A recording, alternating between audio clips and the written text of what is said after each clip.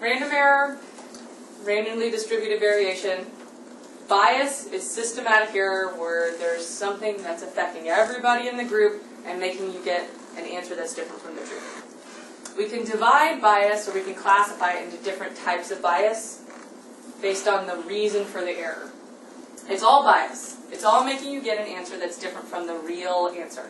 But we can call it different things based on what's causing the bias. So, selection bias. What does the word selection mean to any of you? We're selecting something. What are we doing?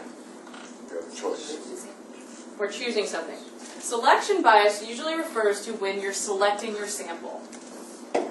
So we talk about selection bias when we're talking about if there's systematically something from your sample. So if your sample is not the same as the population that you're talking about, so let's say we're interested in the general population of students at SLU, but we only sample the nursing school. Do you think the students in the nursing school are entirely representative of the SLU undergraduate student body? No. So when we're talking about being able to generalize back, we have a systematic bias towards the nursing students, and their responses might be indicative of the truth for the nursing students, but they're not indicative of the truth for the entire population. Let's see. So, selection bias occurs whenever your investigator selects your source population or determines your eligibility criteria. So eligibility criteria is how you get in the study, right? If you determine your eligibility criteria, sorry, I lost my place. So it occurs when you're selecting your study sample, your study population, or when you're selecting your eligibility criteria for who's going to get included in your study. That's when it occurs, sorry. So it can affect the internal validity of your study, so it can affect if you get the right answer in your study. That's the internal validity. Does your study come to the correct conclusion? But it can also affect the generalizability. That was the nursing example, right? When your study sample is not representative of the larger population. It's due to systematic differences. So remember, bias is always a systematic difference. It's a systematic error in the characteristics between those who get included in the study and those who do not. There's two main types. There's a couple of other ones, but the two main types that we really concern ourselves with are exclusion bias and Bergson's bias. So exclusion bias happens when the investigators apply different eligibility criteria to the cases and the controls. So for example, if we're doing a study on, we're conducting a study of drug abuse cases in the emergency room. So our cases are people that come in that are intoxicated or under the influence of drugs, and we get them all from the emergency room. But then we go to choose our controls, and we just do a random digit dial phone interview to find our controls. The people that end up in the emergency room, choosing our cases from the emergency room, and then our controls from just randomly whoever picks up the phone, is probably going to systematically influence our results, because the people who end up in the emergency room usually are sicker, lower socioeconomic status, have other issues going on. They're not necessarily representative of the people that have houses with telephones. Right? Especially because when you're talking about emergency room populations, you also end up with a lot of people that are homeless, which is also, right? So homeless people don't usually have home telephones to call. So none of those people would ever be able to end up in your control. So there's a systematic difference. Your source population for your controls was not the same as the source population for your cases because of the way you chose your controls. And that's exclusion bias. Bergson's bias refers to a specific mathematic phenomenon that only appears when you're talking about hospital admission rates, or admission rates to anything, but we typically refer to it as hospital admission rates. So hospitalization rates for people with your disease of interest are going to differ, or it's possible that those rates differ from whatever control condition you're using. So if you're using hospitalized cases and controls, but your hospitalized cases are patients with diabetes and your hospitalized controls are people that broke their leg, it's great that they're all in the hospital, but the admission rate for the people that have diabetes is probably going to be different from the admission rate of the people that broke their leg, right? That's Bergson's bias. Now, that doesn't mean that you can't do a study where you use people with condition A from the hospital and compare them to people with condition B from the hospital. You just need to be careful about the underlying rates of people that are entering the hospital with that condition. You need to be aware of that. Selection bias is the most difficult bias to grasp, the most difficult kind of concept. So sit on it, we can come back to it if it's still kind of confusing. Information bias, I think, is a little bit more intuitive when you're talking about understanding it, at least. So information bias happens when there's some kind of flawed component in measuring your exposure or your outcome. And this leads to inaccurate classification. So general misclassification bias occurs when you mistakenly put people that should be classified as cases in the control and classify them as controls, or people that should really be controls but you accidentally call them cases. You have misclassified them, you have put them in the wrong category. You can also call it misclassification instead of talking about cases and controls if you're talking about exposure and unexposed. So you can misclassify someone as exposed when they really didn't have the exposure, or you would misclassify someone as unexposed even though they really did have the exposure. Recall bias refers to differential recall between cases and controls. So a lot of time, cases are more likely to remember every single little bitty tiny thing that could have been exposure than controls, right? So if you have just had a premature baby, you are probably going to be very cognizant of every single little thing that happened during the course of your pregnancy, right? But if you gave birth to a normal baby and you're using those people as the controls, looking for exposures, people who gave birth to a normal baby that wasn't premature probably don't have the same sensitivity and aren't asking themselves, what did I do? What did I do? What happened? And they may not remember every single little thing. So they may not recall an exposure that they had just because they're not looking as hard for it. So it's a differential recall between the cases and the controls. Let's see. Reporting bias happens when a larger percentage of either the cases or the control subjects are reluctant to report the exposure. So this happens, sometimes it's called social desirability bias. It's fairly common when you're talking about sensitive topics like drug use, sexual behaviors, things that people don't really want to talk about, things that people might be embarrassed about. So a lot of times you might have cases or controls that are more or less likely to report things that have happened in the past. Yeah. What else did you say it was called? Social desirability bias. Okay. Yeah, so you're not telling the truth because you're embarrassed about the answer or because you're trying to please the person that's taking the measurement. So people that are trying to give the right answer instead of giving the actual answer.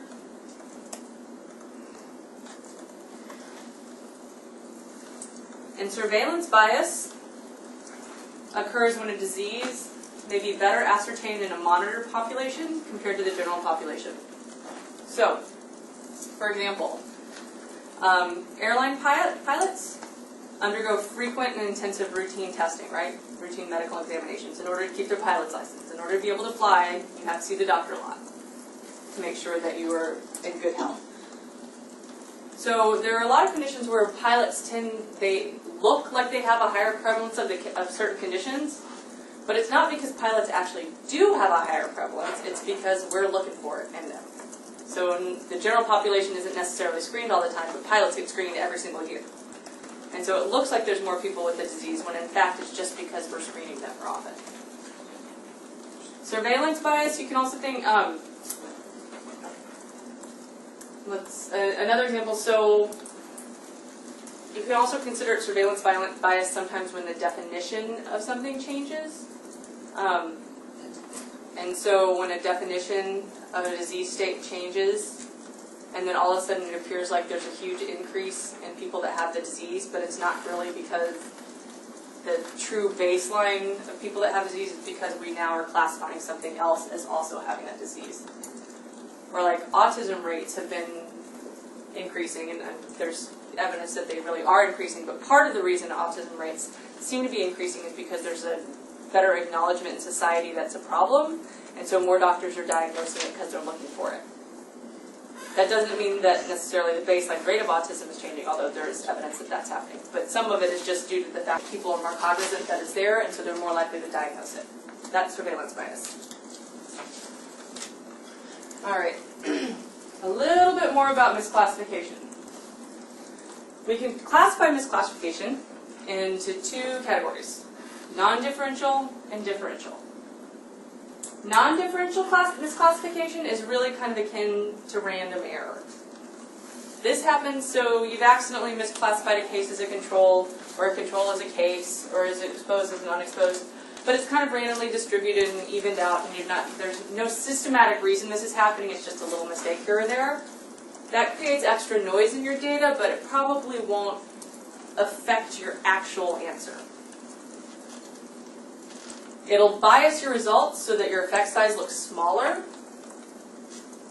but besides that, it's not gonna make you come up with the complete wrong answer. It's not a systematic bias. Differential misclassification occurs when the misclassification is not random. So the rate of misclassification is either higher in the controls or higher in the cases. Higher in the exposed or higher in the unexposed. Differential misclassification is bad, bad, bad. This is the bias that we're talking about. So all of these other biases that we talk about when we talk about selection bias, when we talk about recall bias, all of those bias lead to differential misclassification, right? Misclassification is simply referring to putting people in the wrong category. What matters is are people randomly ending up in the wrong category, or are people systematically ending up in the wrong category? Depending on who gets misclassified as who in differential, you may end up with an effect size that's much larger than you expected, or it might bias it towards the null and you may end up with an effect size that's smaller. You can't really tell. That's why this is so dangerous. You can't really correct for it once it's a problem.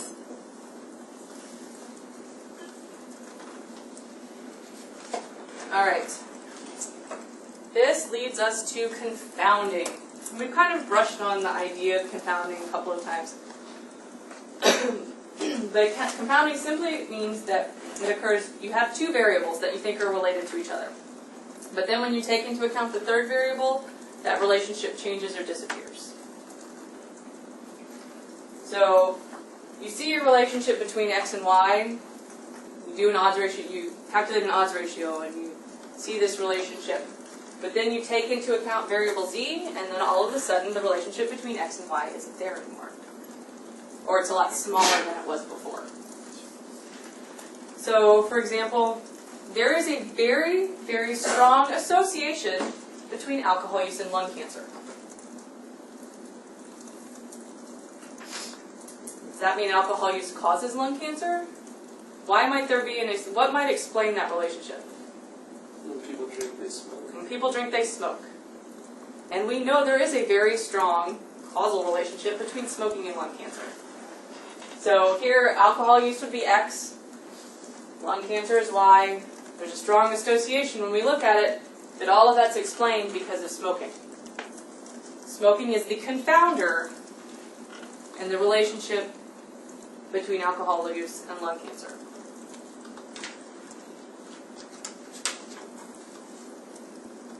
So, in order for a variable to truly be considered a confounder, it has to meet three criteria. First, the confounder must be associated with the exposure. So smoking and alcohol use tend to happen together, they are associated with each other. The confounder must be associated with the outcome. Smoking and lung cancer are associated with each other, right? And finally, the confounder must be an independent risk factor for that outcome, meaning it can't be in the causal pathway. So what does the causal pathway mean? It means that it can't be so like, if you take Lipitor, it lowers your cholesterol level. You're less likely to have a heart attack. So lower cholesterol levels cannot be a confounder in the relationship between taking Lipitor and having fewer heart attacks, because it's in the causal pathway. So Lipitor causes lower HDL, or lower cholesterol, which causes fewer heart attacks, right? Does that make sense? What a causal pathway is? Can you repeat that last like step for it to be a confounder? So for it to be a confounder, it cannot be in the causal pathway between, so when we had X and Y, right? Yeah. It can't be between X and Y Okay. to correlate. It can't be a step on the way.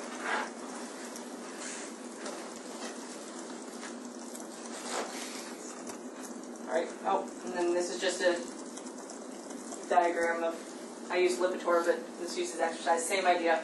Lower HDL can't be a confounder in the relationship between exercise and myocardial infarctions or heart attacks, because it's in the causal pathway. Exercise causes lower HDL, which causes fewer heart attacks, or causes you to not have a heart attack. Does that make sense?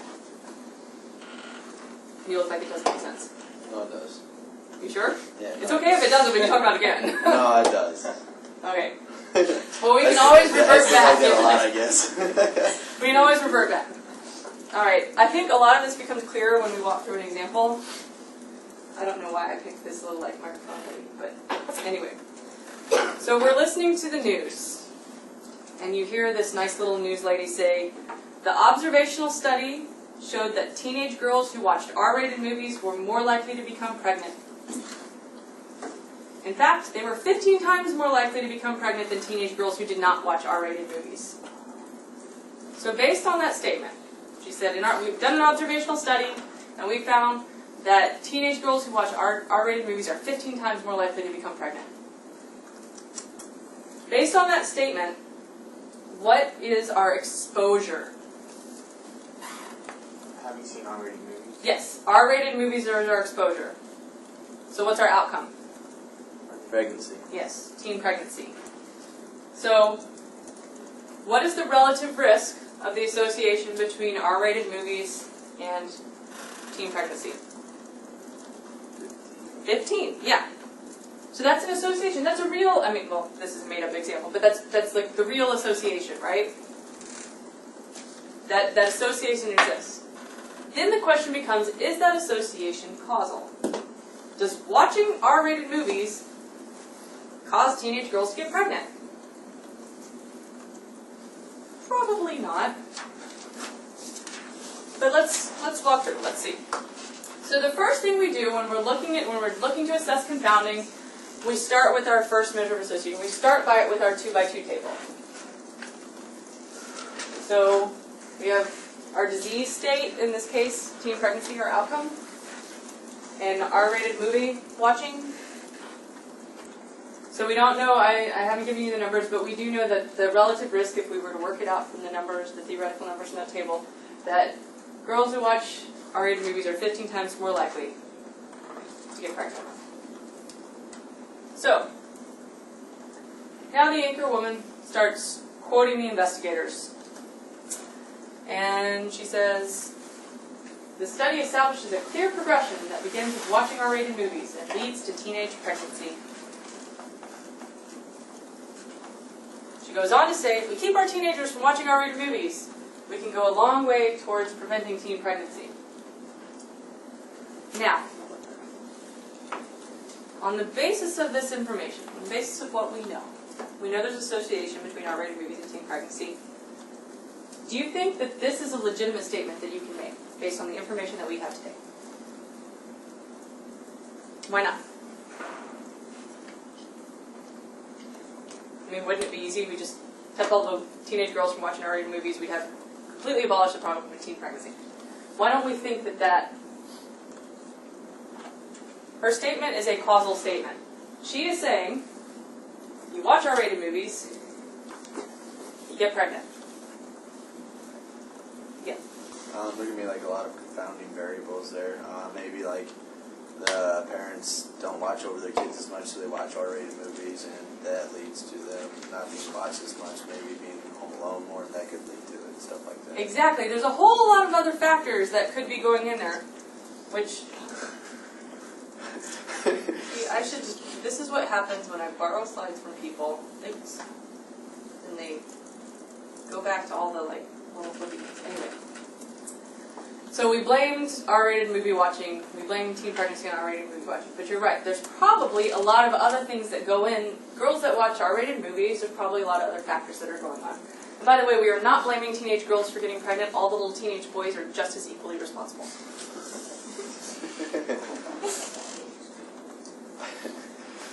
Sorry, this is one of my like little pet peeves when we always blame the girls for getting in trouble when it's not their fault because they did not get in trouble by themselves, now did they? Alright, but what we cannot say based on what we know is that watching R-rated movies causes teen pregnancy. Exactly because you said there's reasons that there might be. So the girls and their little boyfriends might not be supervised as often. So they have more opportunities. They may not have parents who decide that they don't need to talk to their children about preventing pregnancy. Lots of things that could be going on. Alright, so that is what we're talking about when we talk about confounders. Yeah, there we go. So lack of adequate supervision might be a confounder in this relationship. But remember, there's 3 criteria for something to be a confounder. It has to be associated with the exposure, it has to be associated with the outcome, and it cannot be in the causal pathway. So, you think lack of adequate supervision might be associated with girls watching R-rated movies? Probably. That it's associated with teenage pregnancy. So, it's associated with the outcome, it's associated with the effect, and lack of adequate supervision isn't a step in the pathway between watching R-rated movies and teenage pregnancy, right? So we've met those criteria. But now we have to determine statistically if something is a confounder. We're going to use a different example for that.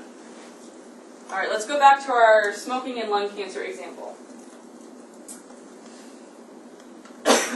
Our drinking and lung cancer example. So,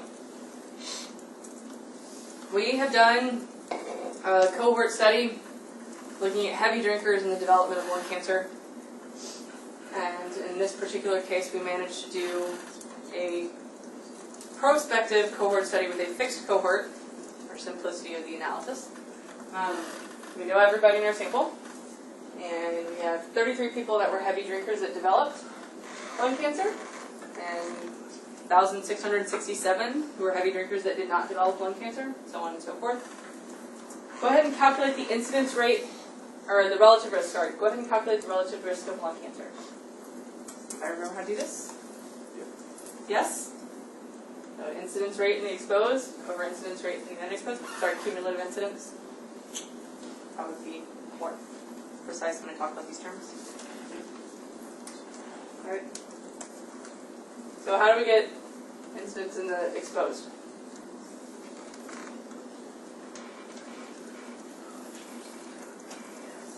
What is it? Somebody anyway? Anybody? 33 divided by 1700. Yes, 33 divided by 1700. So, in the exposed, it's everyone in the exposed that developed the disease, divided by everybody that was exposed. So the incidence rate in the non-exposed, everybody that developed the disease in the unexposed, divided by everybody in the unexposed, right?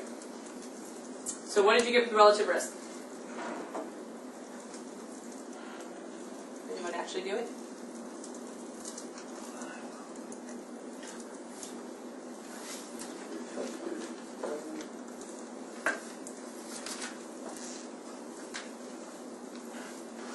I got 1%. Yeah. 0.011 for non-drinker. Oh, go ahead and calculate the full relative risk. Yeah. Sorry. 1.65. Yes, 1.65. Sorry, I don't have the incidence ones written down, so I don't actually know if that's right or not. Yeah, so this is our crude relative risk. Remember we talked about crude and stratum specific back before. This is our crude measure of association, because this is the measure of association when we're just looking at our two variables of interest. So we haven't adjusted for anything, we haven't made any changes, we're just looking at this as the actual association, these are made up numbers, but this is the actual association between drinking and lung cancer in our group, in our sample. Now we're concerned though that smoking might be a confounder, right? Because we're sitting here thinking, we're like, why might this association we be seeing as an association here? So we ask ourselves, could there be something else causing that? We say, yes, smoking might be the reason. So we first have to ask ourselves our two questions. Are cigarette smokers more likely than non-smokers to drink alcohol? Is our confounder, our potential confounder, associated with our exposure?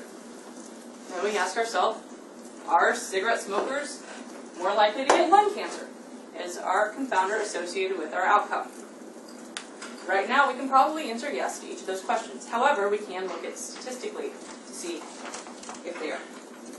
So, we start off to answer the first question. We want to see out of the number of drinkers in each smoking status. So we stratify based on smoking status. So remember, before we were stratifying based on age, or we were stratifying based on gender or race. We stratified based on a lot of things. It just means to separate the two groups. So we have a 2x2 table for our smokers, and we have a 2x2 table for our non-smokers. So now that we have stratified, we can look and say, okay, among the smokers,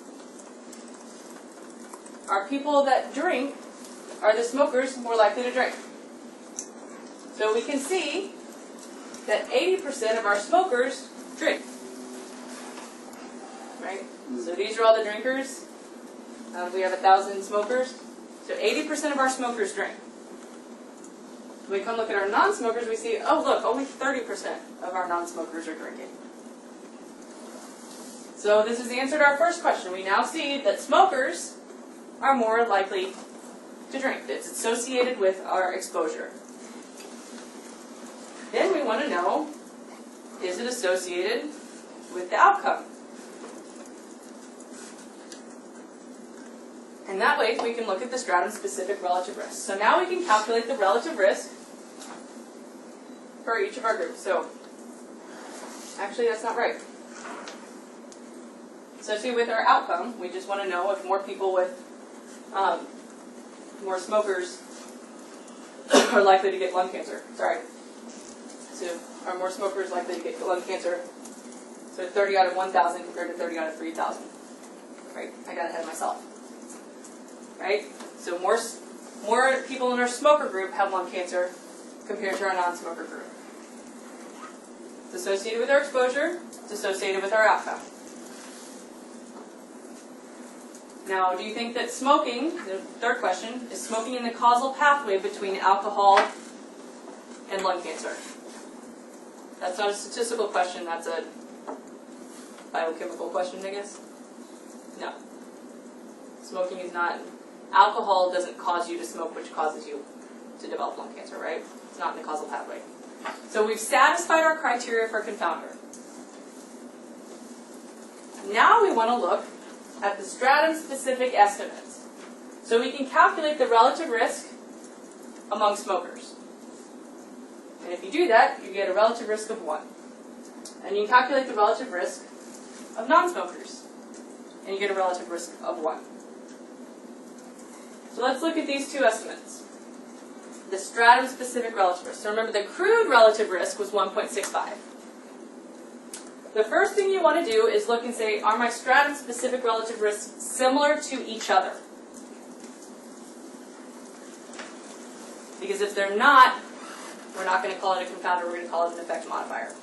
But here, we see a relative risk, a stratified relative risk among smokers of 1, and a stratum-specific relative risk among non-smokers of 1. So the stratum-specific relative risks are similar to each other. So we say, okay, we can buy that. Now you want to know, we'll calculate an adjusted relative risk, but since both the stratums are 1, you know the adjusted relative risk is also going to be 1.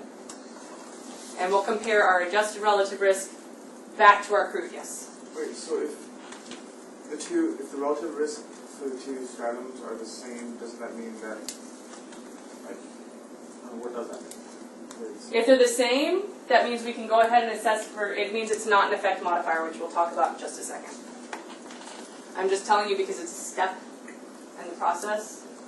But when we're talking about confounders, we just want to stop and say, okay, are these the same? And if they're not, I will tell you what to do about it. But because they are, we're now going to calculate an adjusted relative risk. So we can calculate an adjusted relative risk based on the numbers in our table. An adjusted relative risk simply weights the relative risk based on the strata. So A, the sigma, simply means sum across all groups. Right? Is everybody familiar with the sigma as a mathematical symbol? So you take A times C plus D over the total in the table, and then C times A plus B in the total, and you do that for each table, and you add them all together. So for these smokers, if you had your sheet and could go back because the power would have been on, it's A times C plus D over 1,000. There were 1,000 in the smoking table, right? And then you add that to table 2, the non-smokers. You do the same on the bottom, and we get an adjusted relative risk of 1. So when we're talking about confounding, we're comparing this adjusted relative risk back to the crude. So does anybody remember what the crude relative risk was? 1.65? Now, we ask ourselves, is 1 really different from 1.65? So we say, in general, a general rule of thumb is that if it's about 10% or more different than your crude, you can call it a confounder. You'd say, yes, it is a confounder, and then you would adjust for it. And you would report your adjusted relative risk. So what we see here is that in this situation, once we adjusted, we got an adjusted relative risk that's substantially different from our crude relative risk. And so we say, and we also find out that once you adjust for smoking, which is what we have just done here, once you adjust for smoking, that means you take the variability out that's due to smoking. There's no longer an association between alcohol use and lung cancer. So if the percent is 10% or more, if there's that much of a difference or more, what do we call it? Then we say that yes, it's a confounder. Okay. We can classify it as a confounder.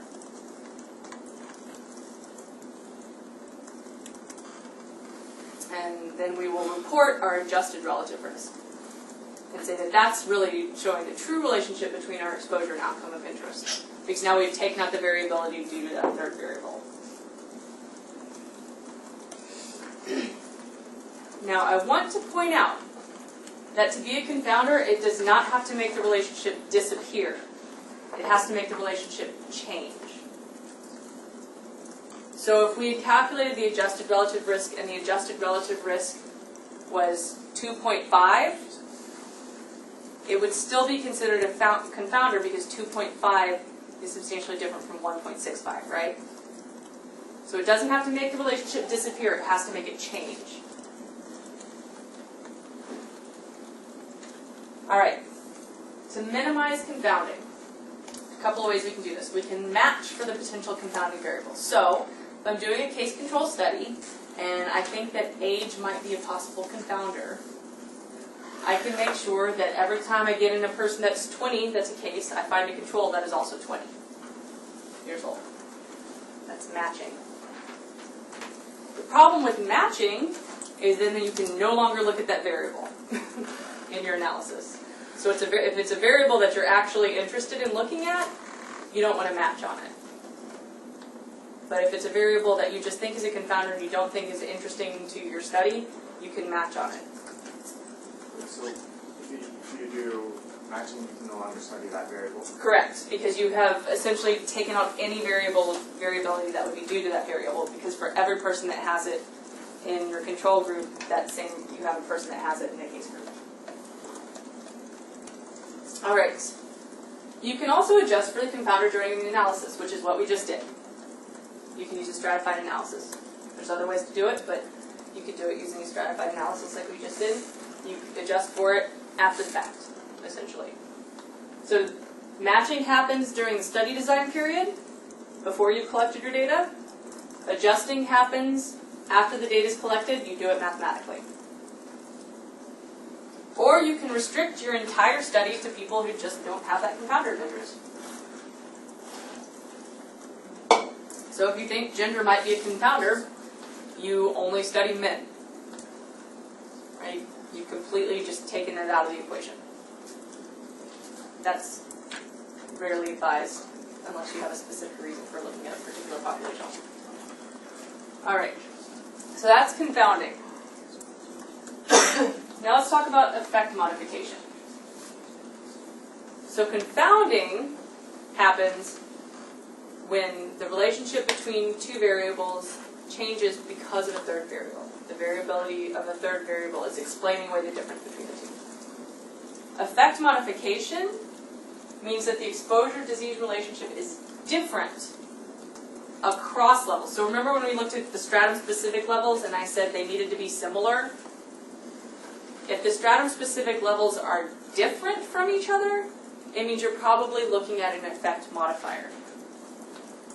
An effect modifier is actually a desired thing defined. Confounding, and we don't like it. Confounding is a bias. It is something that's systematically giving you an answer different from the truth. Effect modification, on the other hand, is telling you subpopulations for which your exposure-disease relationship is different. And in epidemiology, we're very interested in identifying subpopulations because that tells us where we can intervene, right? So let's walk through an example. I think it makes it a little bit clearer again. So we have a case control study looking at the relationship between exposure to chemical X and the development of cancer. And we think that gender might be an effect modifier in this relationship. So we have our crude table, our 2x2 table, and we have our crude odds ratio of 21.3. So 21.3 is telling us what? How do we interpret that? It's a case control study. People who have cancer are 21 more times likely to be exposed to chemical X. Exactly. Perfect. Exactly. So, but we think that relationship might be different based on gender. Do you guys just like fist bump for that?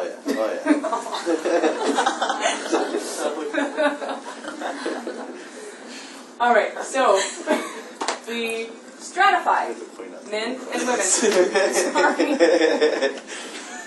No, you should be proud of yourself. It's excellent. Thank you. Great. We can I all just didn't want when we to. get I didn't want ready. to, show the whole class that we did there. Sorry. I have a tendency to accidentally embarrass myself and others. It's a character trait or flaw, however you choose to look at it. Regardless, so we've stratified by gender. So we have our table of men and our table of women. And now we calculate our stratum-specific odds ratios. So we calculate odds ratios the same way as a 2x2 table. We've just now separated out our tables, right? So we get a stratified odds ratio. So in men, the relationship between our cancer and our chemical X, we get an odds ratio of 60. But in women, we get an odds ratio of 2. So there's something different about the relationship of chemical X and cancer in men than it is in women, right? It affects the true groups differently. It modifies the effect of the exposure and disease relationship. So when you see that your stratified odds ratios are substantially different from each other, you say, hold up, there's something going on here. I think I have an effect modifier. You stop. You report stratum-specific estimates. You say, okay, wait, there's something going on here. Gender affects these things differently. Gender influences this exposure disease outcome, or disease relationship. So I'm just going to talk about the exposure-disease relationship among men, and then I'll come back and I'll talk about it among women. But these two groups are obviously very, very different in their exposure-disease outcome, disease relationship. Now, we're not going to go into the statistical tests that actually determine whether or not these two things are statistically significantly different, the stratum-specific odds ratios. We're just going to say if they look different, like pretty different, we're going to go with it, okay, for the purposes of this class. Does that sound good? Because if they're different, in an example I give you, they're going to be drastically different. All right. Let's see, lost my place. All right. Final summation. In general, when you're starting, you're going to have an idea. You'll think, okay, I think this variable is a confounder. I think this variable is an effect modifier. But we assess them in using similar steps. We'd always start, we put our data into a 2x2 table, and we calculate our crude measure of association. We calculate our crude odds ratio or our crude risk ratio. You always start there because you want to know what the original estimate is. You stratify by your potential confounder or effect modifier. So whatever third variable you think is having some influence on the relationship between the exposure and outcome, you stratify based on that variable. You then calculate your stratum-specific estimates. You look to see if it's effect modifier. So if your stratum-specific estimates are really different from each other. If they are, you stop. You say it's an effect modifier, and you report the stratum-specific estimates. If the stratum-specific estimates are not different from each other, then you calculate your adjusted measure of association. And you assess for confounding by comparing your adjusted measure back to your crude measure. Does that make sense? We're going to do several little examples.